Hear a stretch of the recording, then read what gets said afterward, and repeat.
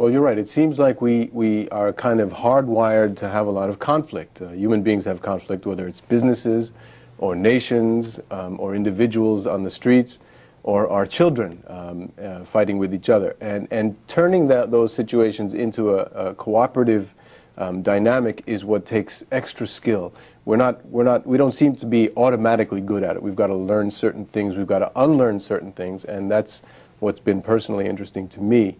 To put some names on those skills. And that's great, because it really does become an exercise for us individually to become better negotiators. Now, you have made a career of this, you have a PhD in this, so we're not going to be able to do that in a half hour, but let's talk about realistically, let's deprogram some of the bad stuff out. What can we remove from our thinking that gets in the way of us being good negotiators? Well, one of the biggest mistakes that we make in life, in our conflict situations, is to be reactive. First of all, we suspect people of doing all sorts of bad things to us all the time. And we think the worst of folks. Absolutely. We don't give the benefit of the doubt. And sometimes we're right, but most of the time we're probably not completely right. And exploring that a little bit would be helpful. But, you know, we typically tend not to explore, just react to what we feel is the worst of intentions aimed against us. You may think of it as two people driving on the 95 on the New Jersey Turnpike or any major highway. Not giving each other the benefit of the doubt. They're speeding up to you, and you have the idea that they have bad intentions about you, of all people on the highway. And so what do? You speed up and prevent them from passing you. Well, some people live their life like that. At times we all do. At times I have. The idea We're not going to let the other guy in. We don't care what it means. We look at it as they're threatening our position on the road, or they're threatening our position in this deal. That's and right. We're not going to give up. We're going to win at all costs. And you've hit the nail on the head there with that word, positions. People react because they think that they have positions to stake out, that they have to defend, and that other people have the same. And when we focus on those assumptions about people's positions, we end up in a losing game in life, I think.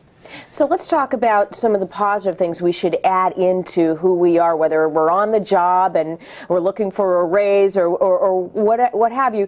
What are some positive things that we should start adding into that arsenal once we've kind of examined ourselves?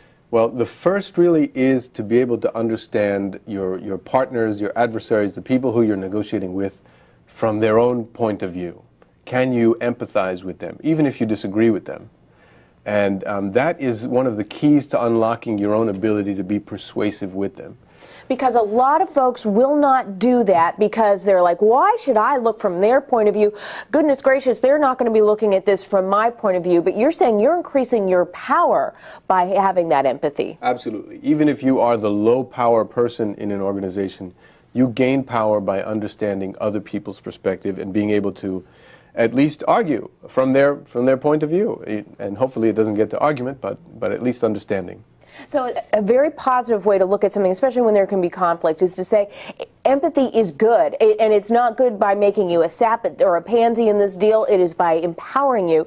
By empowering you, all of a sudden then you've turned this argument from being a conflict to being someone who is looking for the win-win. Because I think ultimately in all negotiations, the ones that tend to grab the headlines, we feel like the little guy, you know, there's a loser in the deal and somebody came out the big winner in this negotiation. But truly the best deals have two winners. Absolutely, or more than two winners. If you can create wins for people who are not at the table, those are the deals that tend to stick.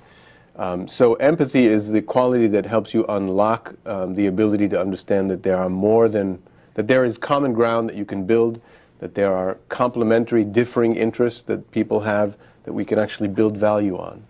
And we have a list of some of the process that you have for negotiation. You say analyzing and preparing for those negotiations, determining the zone for potential agreement, and that is using that empathy. Dynamics of the bargaining process. Let's talk a little bit about that process. I think that's what a lot of people are afraid of, actually sitting down and the bargaining process. Sure, and people have some of these hardwired fears that I was telling you about. First, we often fear to start a negotiation. We kind of feel that wherever we start, we'll end up being stuck at. And so people sort of let the other parties start.